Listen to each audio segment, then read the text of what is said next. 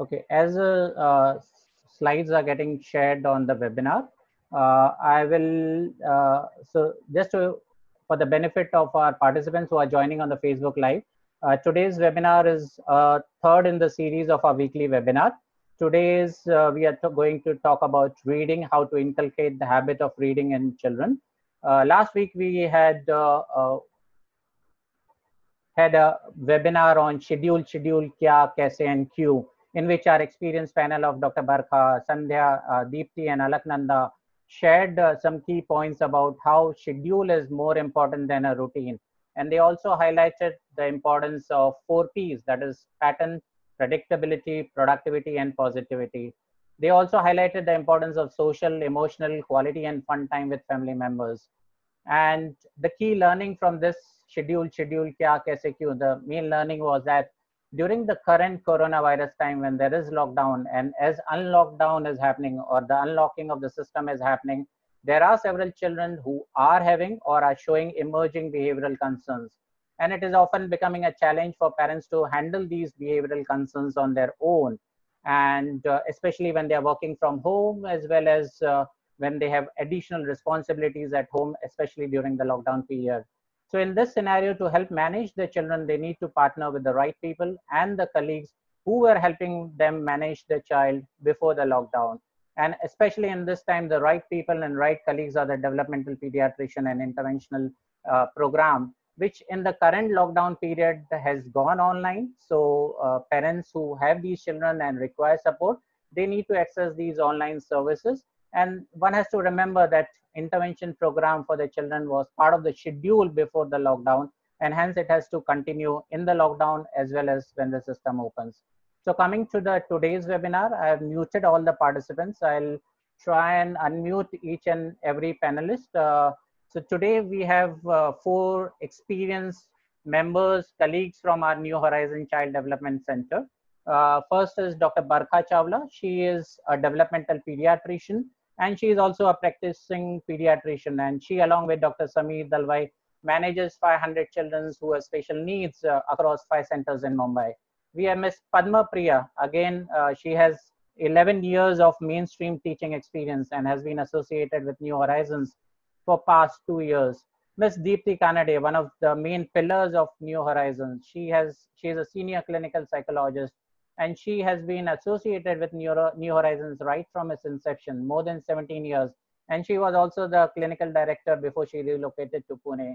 And last but the most important panelist, that is Ms. Alaknanda Sengupta. She is a special educator and a remedial educator, and she has been associated with New Horizons for more than 10 years. She has been experienced in a special educator field for more than 15 years, and she has been managing with Dr. Sameer Dalwai hundreds and hundreds of children with special needs. So with this, I'll try and hand over to Dr. Barkha Chawla, who will from here take it over. Let me get her on board. Barkha, if you can on your video and audio. I'm here. Thank you, Dr. Manish.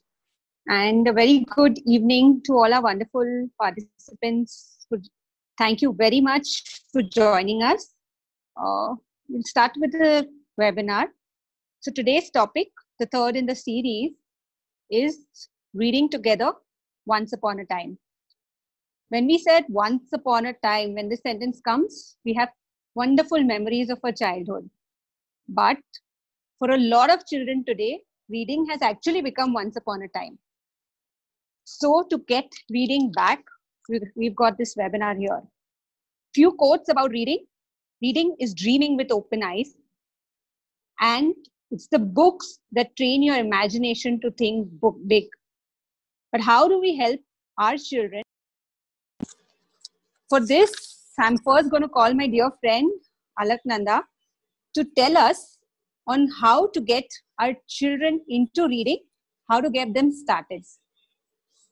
Alak, hi, will you tell us when and how do we get reading into a part of our child's life? Yes, thank you, Dr. Barkha.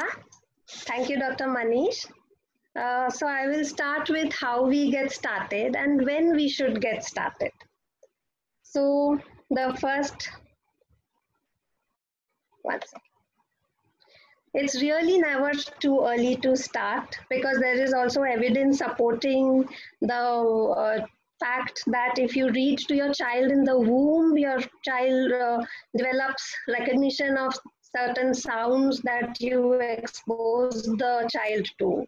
So it's really never too early to start. You can read to your baby, you can read to your toddler, who will definitely not initiate an interest, but it is for you to take him in the lap, make it an enjoyable session, bond with the child, and develop a readiness for sitting with the book, and then slowly looking at pictures in the book, turning the pages one by one. All right. And there's also this poster that says there's no app to replace your lap. So how you get started is not putting on an app on your phone or on the TV and asking your child to view. Screen time is not advocated. What is important here is your bonding, your sitting with the child, your interaction with the child, your reading with the child. So one of the best ways that children learn is through doing what they see others do. So at home, you are the first role model. If the child sees you reading, the child will read. If there are books around, the child will pick up a book. If the child sees you on the phone all the time, the child will pick up a phone. So you have to be very careful to set right examples and be a good role model. It's in your hands. It's the habit that you set. It's the atmosphere that you create at home. And your child will imbibe that atmosphere. And if you keep a certain points in mind and inculcate a habit of reading, your child will pick up that habit and you will reap the benefits later when the child will be a good reader in school.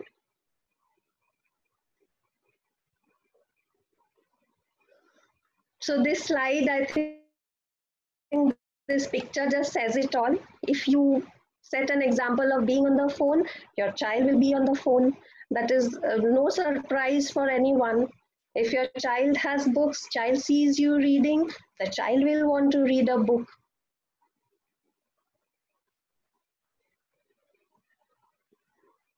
So how do you go about setting this habit up?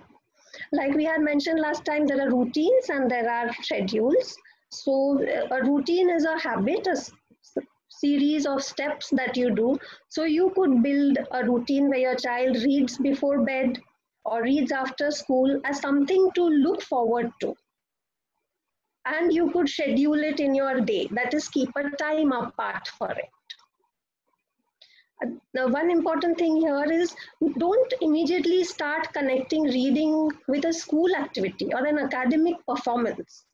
We have to introduce reading as something that is fun, that's something to look forward to, something to enjoy. And it's okay if the child is not is very young and not sitting for hours and hours with the book. As long as he is picking up the book, trying to see the pictures, turning the pages one by one, that is what you're initially looking for. Choose books with pictures, less words, actions that you can do with your child, funny little stories, or rhymes. Rhymes are attractive and fun for your child. Or if you can write a few lines, make up a little story about your child with your child's name in it. So when the child sees their own name in it, it's that much more exciting.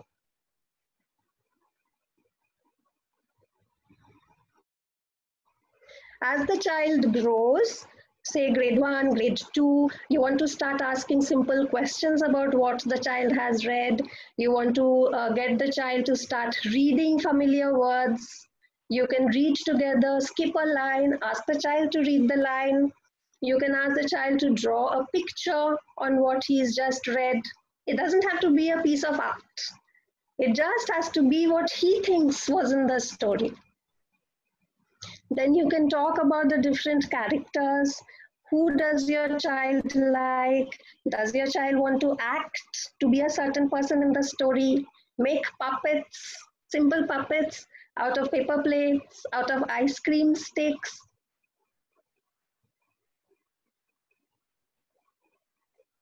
So this is how a child would learn.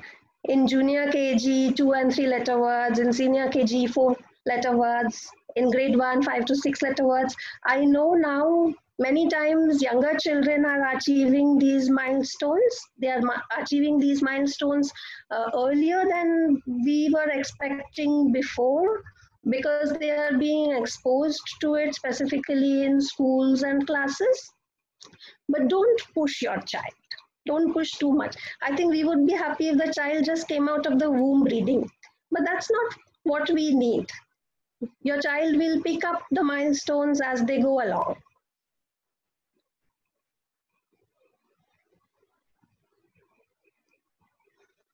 This is very important. If you want to build a habit of reading, books have to be available easily to the child, within the child's reach, where the child can access it. So it doesn't have to be something very complex or expensive.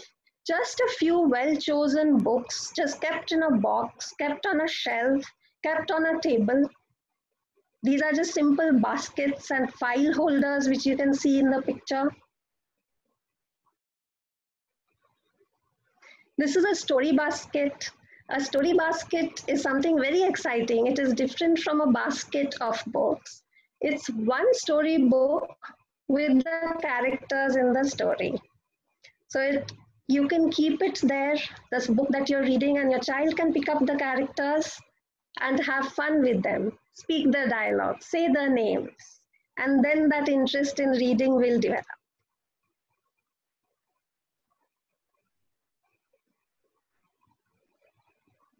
So this is for when your child is not picking up very easily. If you notice that, I'm trying to make books available and I am reading to my child, but the child is not learning as his peers are learning, support your child. You may need to consider some assessment as to whether there are any difficulties, and then make reading enjoyable through your support. So in teaching reading, one of the first steps you have to do is make reading an enjoyable activity.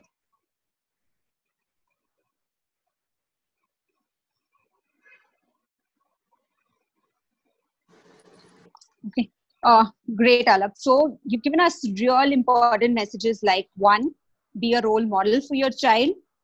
Get the screens off. I think this is so very important for our children to, for our parents to know that screens actually hamper the art of reading, right, Alak? So we should try to get it off completely. Absolutely. Have a routine. Have a routine. Inculcate. Keep your reading timing. Don't keep reading as a punishment. Keep it fun. Make it fun together. One important thing what I learned is children read pictures before they read words. So yes, start reading early. Okay, Alak, see, when we are working, Alak, I'm so sorry. I'm used to calling you Alak because that's the way we work. Okay. So when we have a lot of parents who come to us and who would actually say, my child can't read, and this is at very early ages. It's this learning disability. We've had those kind of cases come to us. Normal parents really worried whether at 4 years he's not able to read or 5-letter word or a 6-letter word. Learning disability. Do you really think we should worry about learning disabilities so early? No, for learning disabilities, it is grade 2 and above that we would worry. If the child is still not reading, say, 4-letter words in grade 2, then we would recommend a pediatric evaluation and then take it ahead from there. But like I said, see, it also depends on what the child is exposed to, how the child is motivated, whether the child is motivated to reading, whether the child is inattentive. So you have to consider many factors to come to that decision. And I think that is best left to a pediatric evaluation. Before you get alarm bells ringing, you can get an assessment. Right. So as a developmental pediatrician, I would always say that before even thinking of the bigger diagnosis which scare you, you should always first get the ophthalmic examination of your child done. see to it that the vision is adequate. If there are concerns with attention, we'll need to see that. If there are concerns with concentration, sitting tolerance, any other such which is hampering your reading, yes, we need to work on that too. Okay, so now I'm going to go to my next question. To my next speaker, Padma Priya. We all know what exercise does to our body. It makes us fit. Similarly, we need to know reading makes our mind fit. So Padma Priya, just tell us more about what are the benefits of reading which are there, which would help our children? How reading would actually benefit our children? Yes, thank you, Dr. Barkha, and good evening, everyone. And yeah, could you just put it on the slide?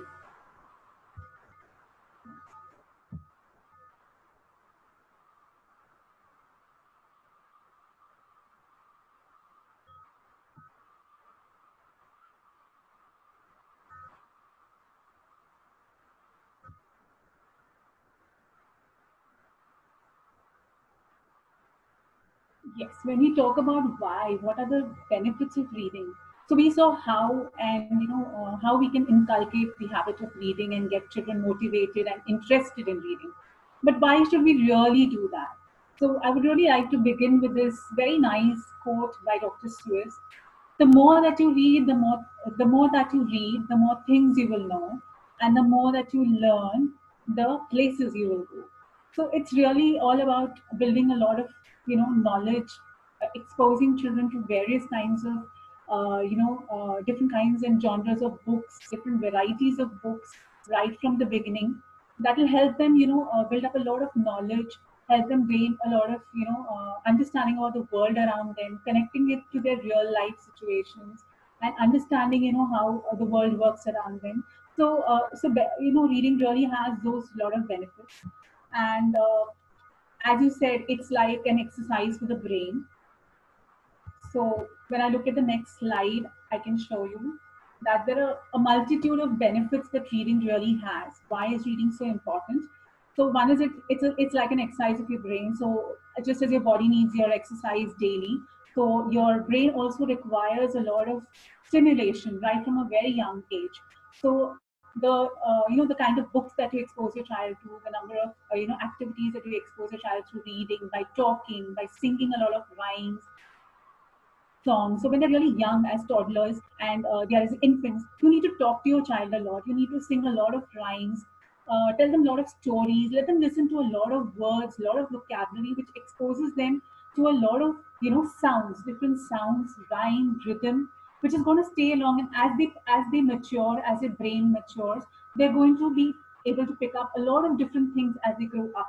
So when they become toddlers, they will learn to use a lot of vocabulary, a lot of words, which comes to the other part of it, that books are a good topic of conversation. So when they grow up and when you read out to them and when you discuss what you have read with your child, so it gives them a lot of opportunity to use a lot of vocabulary that they have picked up from the books, a way to express themselves in a much better way. So their language and vocabulary development is something very important which happens, which is a crucial factor in their academic learning progress later on. And there is also research which supports that early readers who become good readers have better academic performances later on. So it is also not only that, but it's also a source of, it's not only just for academics, but it's also a great source of entertainment and relaxation. So when we talk about generating love for books or inculcating that love for books, it should just not be from the per se, as my colleague talked about, like just for the sake of academic reading of their subjects of maths and English and all, but it should be purely as a mode for relaxation. So like when a child wants to sit in a corner and just take up a book and read, it should really relax him, soothe him, and really entertain him, so that he feels joyous when he's reading a book. That's what books are supposed to bring, joy, and the joy of reading should be experienced by the child. So that's one of the benefits of reading and inculcating this habit, and why we should inculcate this habit. Another great benefit that we can talk about is it develops a lot of creativity and imagination. So as your child is listening to different kinds of stories, so initially when you start with a lot of picture books, you give the child a lot of picture books. He learns about a lot of things about animals and vehicles and birds and fruits, and he's introduced to a lot of things. which he can also relate to in his day-to-day life, which he sees around. And as he's growing up and you introduce him to a lot of stories, introduce your child to a lot of stories, the child learns or realizes about different characters in the story, different emotions that come across in the story. So he learns to relate to emotions and different kinds of relationships which exist, like between a mother and child, friendships, talk about different kinds of other emotions which come from empathy, learning to understand another person's situation. So a lot of these things can be taught through stories, and as children begin to read these kind of stories, it also helps to build their imagination and characters. So they can learn to even then make up their own stories. You can encourage children to talk about stories, create their own stories, be more innovative and creative. So simultaneously, along with this, it also enriches their language and vocabulary. Yes, because they're exposed to so many words. They're also exposed to different kinds of language structures which are used in books. So because they read different kinds of books, so it becomes important for them.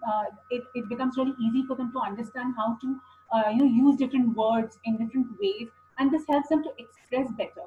And when they are orally very articulate, it also helps them to write better because they have a very rich and enriched vocabulary. So because of this, so the reading as such, opens the whole door of imagination for children. It is something which provides not only knowledge, it also provides a lot of wholesome entertainment when you do it as a very fun activity.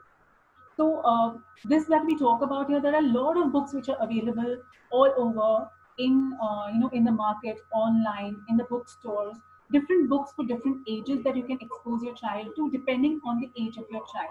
So you can choose books according to your child's reading capabilities, levels, and you can choose the content depending on what your child likes. So always start with your child's interest first. You wouldn't like to do something that you wouldn't like someone to entrust something on you which you don't like. So the same way, start with your child's interest, what he likes to read, find out those areas that he's interested in, try to buy books and read books to him regarding those areas of interest, which will slowly build up his interest in reading books, and then move on to different kinds of books. And I would really like to add, once your child gets hooked on to reading, he's a reader for life. You will never be able to stop him from reading. That's a guarantee, that I can say it because of my own experience that I've had, and with my daughter, I can share it. That I'm hooked on to reading, and I have so many books in my house that I don't have place to keep. So I can vouch for that. That once a reader, you're a reader for lifetime. You will never get bored of it.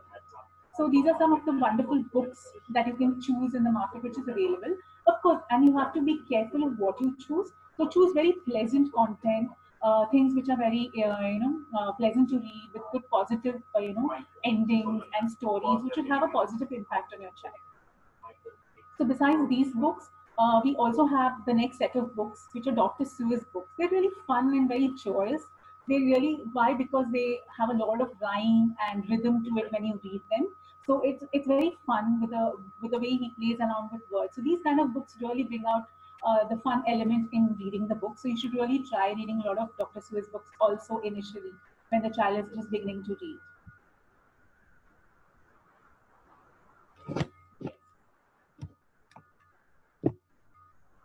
Okay. So here I have something like, just a small, two simple strategies that I'm going to talk about. One is called as echo reading and reader's theatre. So first I'm going to start with what is echo reading. It's a very simple strategy that you can use where the teacher or the child is reading out loud a particular text or a passage, and your child is then reading the same text or the passage loud. So he's repeating what he's read. So what it does is the child is learning to imitate the way you read. So when you read with a lot of expression, when you read it fluently, with a lot of intonation, changing your voice, giving it a lot of a lot of emotions in that voice, the child also tries to imitate those things. As we've heard, that children are good imitators. So you just need to show them the path, that you have to just make them imitate, and they will do it. So this is a very wonderful way to build up reading skills and reading fluency. So we have a small demo for you. So my colleague and I, Ms. Alaknanda and I, will be doing a small demo on echo reading, which is One Fish, Two Fish. It's a Dr. Seuss book. So yes. Okay, so I am the parent or the teacher, and we shall show echo reading. Ready? Ready. One fish. One fish. Two fish. Two fish. Red fish. Red fish. Blue fish. Blue fish.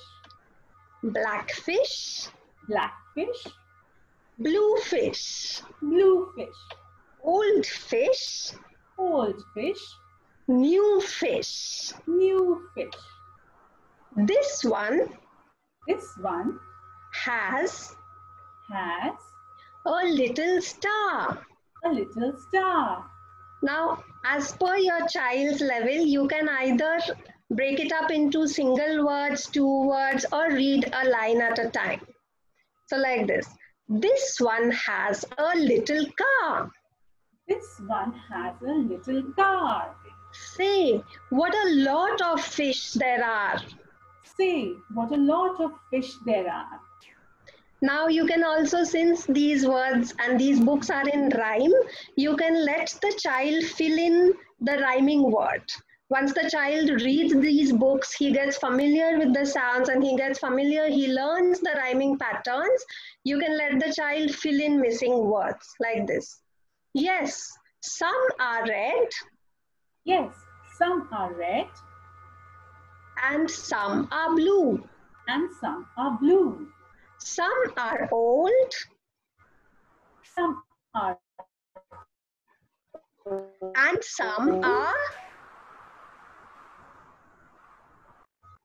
and some are new. Very good. Some are sad. Some are sad. And some are glad. And some are glad. And some are very, very. And some are very, very bad. Very good. Yeah. So this was one simple way that you can do echo reading at home, anywhere with your child. You can use any book. The next one that I want to talk about is something called as Reader's Theatre. So Reader's Theatre is a really fun way of, introducing your child for a rereading, strategy. So where the child does not really know that he's, going on reading something, because it's so much fun that he's doing it, that he doesn't realize you're making him really read. So you can really trick your child into reading this.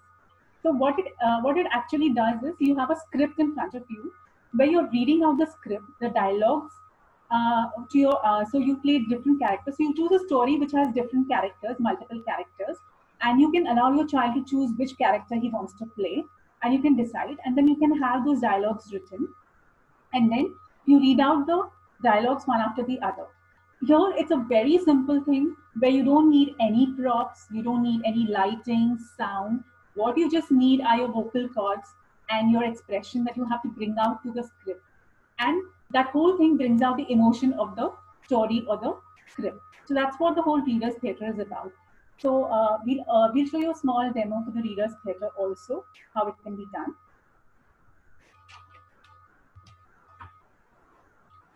So this particular Reader's Theatre, this is an excerpt from the book, an award-winning Ruskin Bonds book called Room on the Roof. And I don't know if it's visible.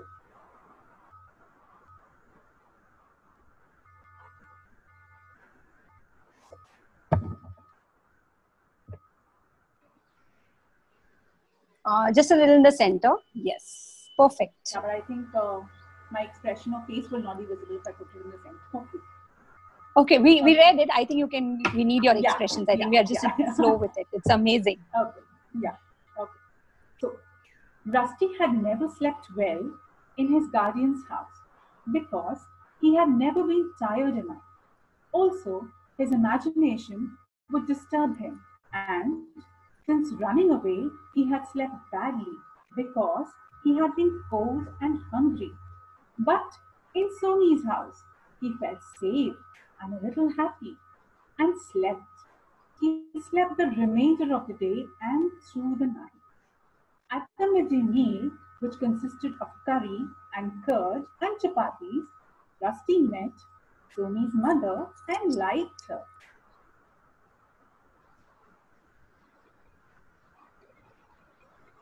Can you see my sign?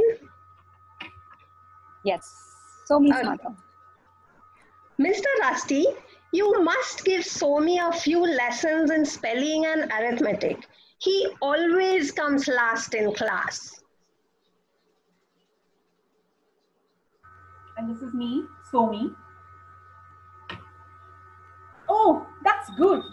We'll have fun, Rusty. I have an idea. I know. I think I have a job for you. Remember Kishan, the boy we passed yesterday? Well, his father wants someone to give him private lessons in English. Now I'm Rusty. Teach Kishan? This is Somi again. Yes, it will be easy. I'll go see Mr. Kapoor and tell him I found a professor of English or something like that.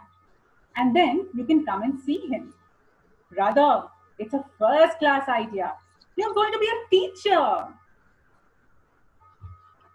So this is the way you can, do your Reader's Theatre script with different characters, different voice inflections, and have a lot of voice modulation. So even in this lockdown period, it's a good idea to have a Reader's Theatre at home, Reader's Theatre family time, which you can do, where you pick up any story, even a known story, and which is very familiar to everyone, and you can have it written in dialogues or scripts. You can add your own dialogues to it. You can make it very innovative, change the story a bit. Who's going to tell you what? So it's just your own creativity you can bring into it, have dialogues, and you can, just play around with it with your children so that they have fun doing reading. So without realizing that they are reading. So yes. Thank you. Wow, let me tell you, that was amazing. I mean, you just went in the flow with it. Echo reading, theater reading. You just taught all of us.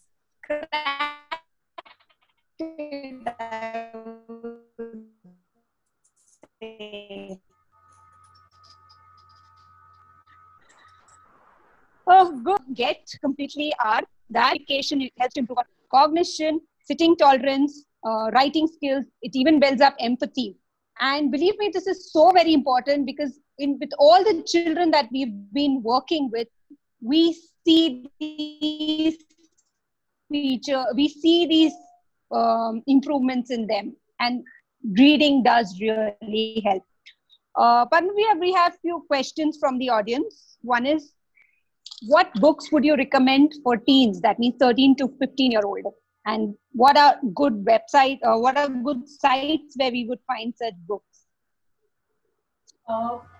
Actually, it all there. I wouldn't really put a list down, but there are, yes, a lot of books available depending on your child's interest. Because when you say 13 to 15, so each adolescent would have, a teen would have a preference or different kinds of interest in different genres of books. So it's important that your child picks up what he or she likes to read. So, you could. There are a lot of things available. Right now, of course, you can't go to stores, but yes, a lot of reading online. Though we are saying limit your screen time, and I would always. I'm someone who always vouches for hardbound. I mean, books in hand. It's something that I love to feel and turn pages. I literally love the smell of books. Like to see turn them around and do that. So rather than holding a screen on my hand. So I would always vouch, like, go to any bookstore and just spend your day there. And you can just browse through a lot of things that interest you according to your area of interest. So it could be fiction to non-fiction.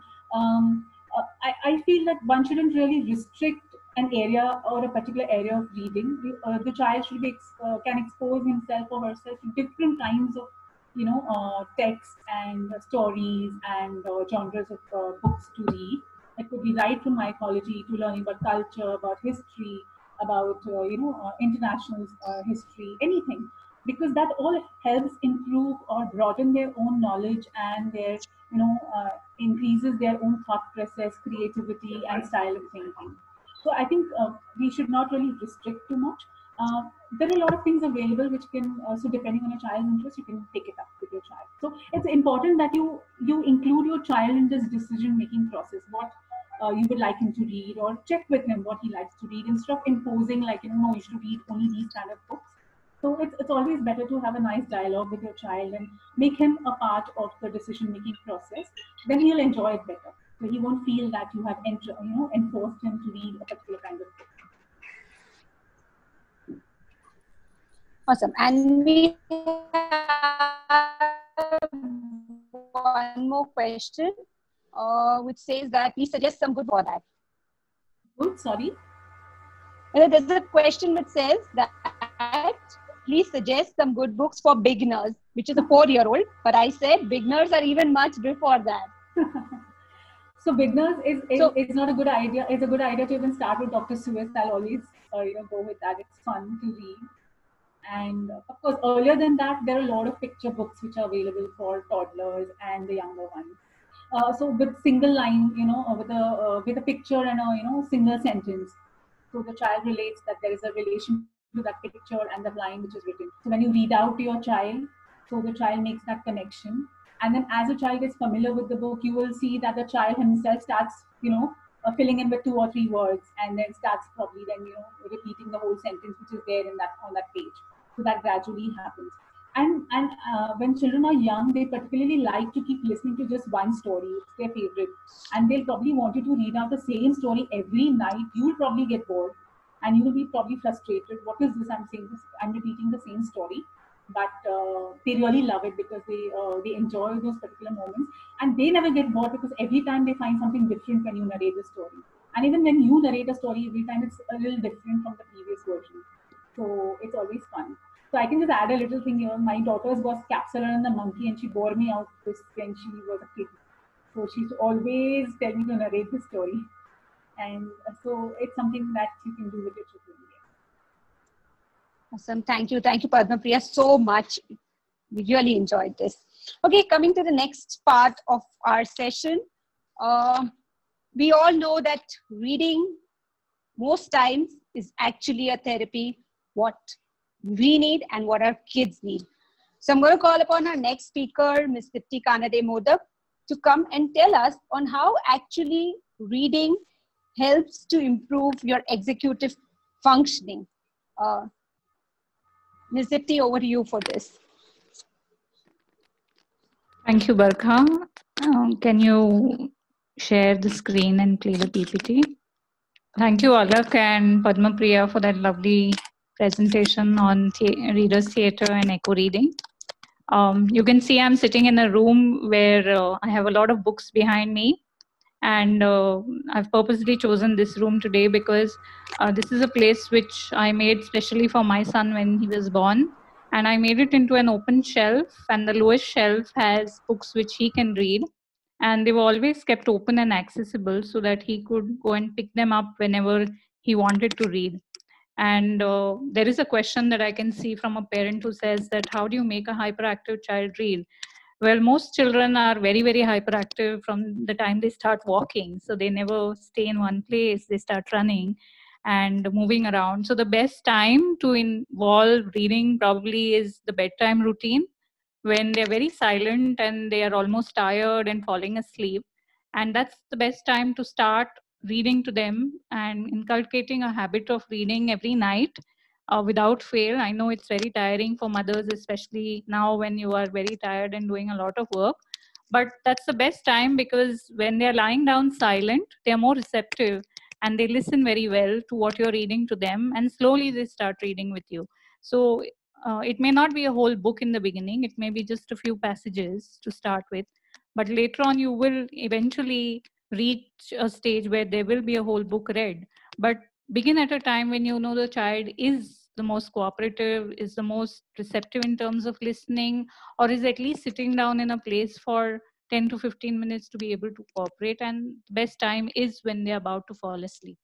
I think Padma Priya has already covered a lot of benefits of reading, but I would just like to highlight them a little more from the perspective of cognitive reasoning, moral reasoning that we expect to develop in a child, and reading benefits a lot in that direction. So reading is what you would call as exercise to your mind. So the way you know that exercise is the most important part of your daily schedule, the same way is reading to your mind, because it is something which takes you into the expanse of space, time, history, offers a deeper view of ideas, concepts, emotions, and body of knowledge. And which other culture better explains this than our own? Because we have seen our elders and the seniors in our house would get up in the morning, have a shower, and then start reading a holy book. So we may not be doing that per se as parents, but we have seen our elders do that. And it was a culture always followed in our country. And where there are joint families, I'm sure you'll have seen the senior citizens still do that. So a culture which has always taught us to pick up a holy book and start reading, which means almost 15 to 20 minutes of pure concentration with an involvement with a book, is how you begin your day, and thus enhance your ability to focus throughout the day.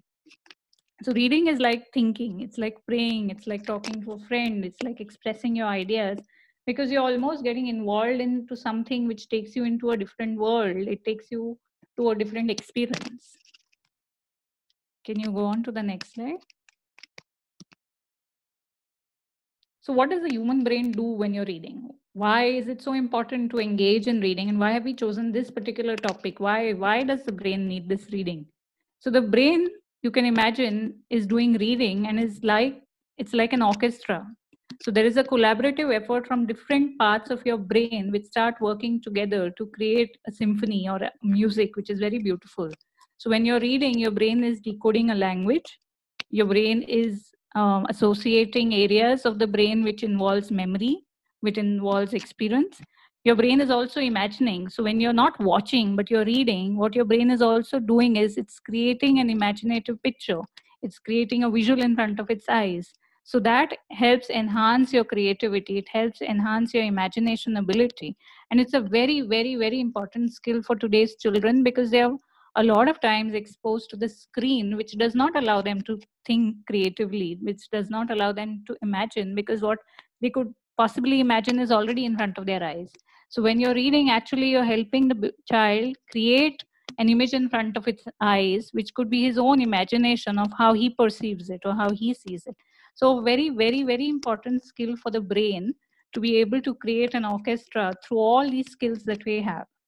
And there is a lot of research that is being done. So there is a research being done at the Haskins Laboratory for Science of the Spoken and Written Word. And they say that unlike watching or listening to media, what reading does, it gives the brain more time to stop, think, process, and imagine the narrative. So see, so many processes that you expect the child to do. Sometimes you tell your child, you're not thinking, you're not processing what I'm talking, you're not stopping to even listen. But when you're listening to a story being read by somebody else, or you're reading together with somebody else, the brain is actually doing all these processes. It's stopping, it's thinking, it's processing, and it's imagining what the narrator is reading out. Can you go on to the next slide?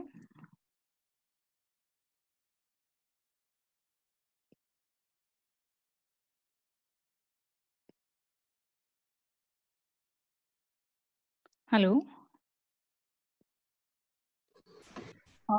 Hi, Barkha. That's can the you? next one. Yes. That's So the next. another very, very important part about reading that we would like to focus on is about moral reasoning. Now, we have a tendency to do this. When we read to our children, the moral of the story is there at the end.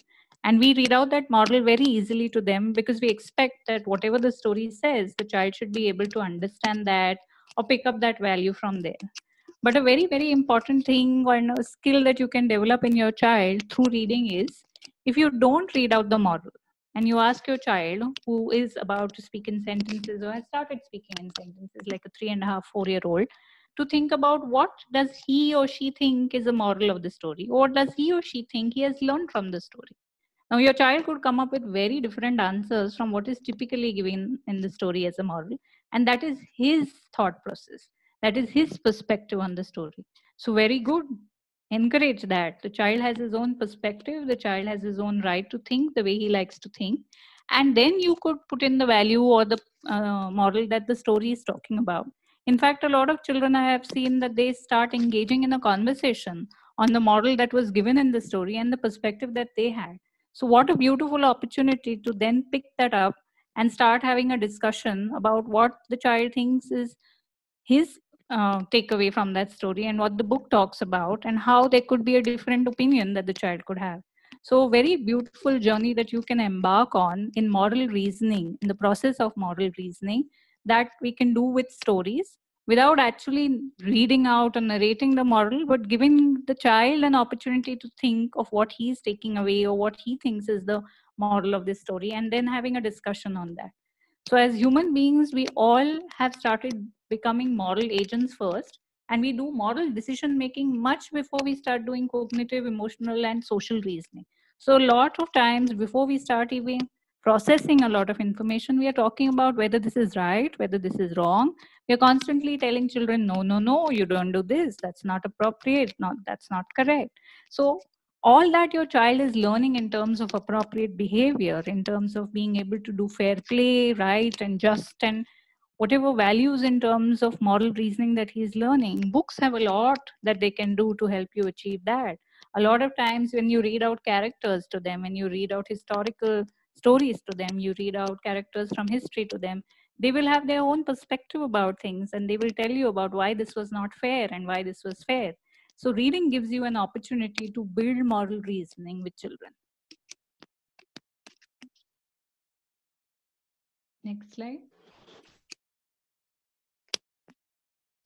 And this is a very, very interesting experiment that has been done in New York by these psychologists called Dr. Kidd and Dr. Castano.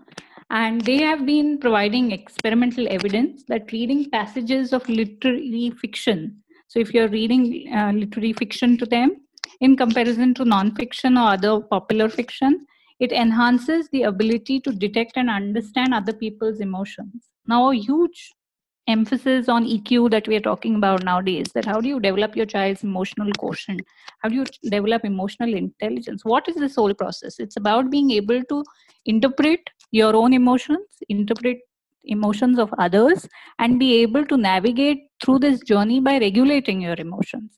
So very, very crucial skill in complex social relationships, which can be largely developed also through reading and reading fiction. Because what happens is, a great writer does to you is it turns you into a writer. In literary fiction, the incompleteness of the characters turns your mind into trying to understand the mind of the others. So when you're reading, what you're doing is you're getting into the mind of the character. You're trying to interpret the emotions of that character. You're trying to understand what that character must be going through. And that is empathy.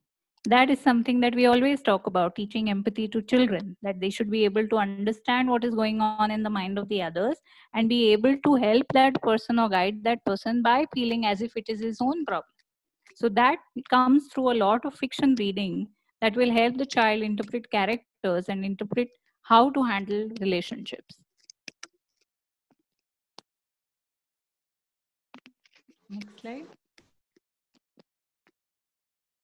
And the most important thing that we are always talking about concentration. We are struggling to teach our children how to focus, but a lot of it is attributable to the fact that they get a screen very early in their life and they learn to browse through that screen very early. So book is something that you have to pay attention to. If you have to get to the story or to the end of the story or to get something out of that story, you have to complete the story. You have to read the book entirely. So when you know that you read a book, your attention is focused on the story, or it is gaining a better understanding of a particular topic, and the rest of the world just falls away and you are immersed yourself into every fine detail that you're absorbing. So watch yourself sometimes when you're reading. You're totally into it. You don't know what is happening around you. That's your focus. That's your concentration. And that's what you can give to children if you inculcate a habit very early. It can start with 5 minutes of reading, go on to half an hour of reading when they become adolescents. But yes, it will be inculcated into a focused time of doing something where you're not doing anything else. Your mind is totally with the book. Next slide. Let's go back. So we would like to say that every book is not for every child. Like Padma Priya said, that you have to be able to find out the genre of books that your child loves reading.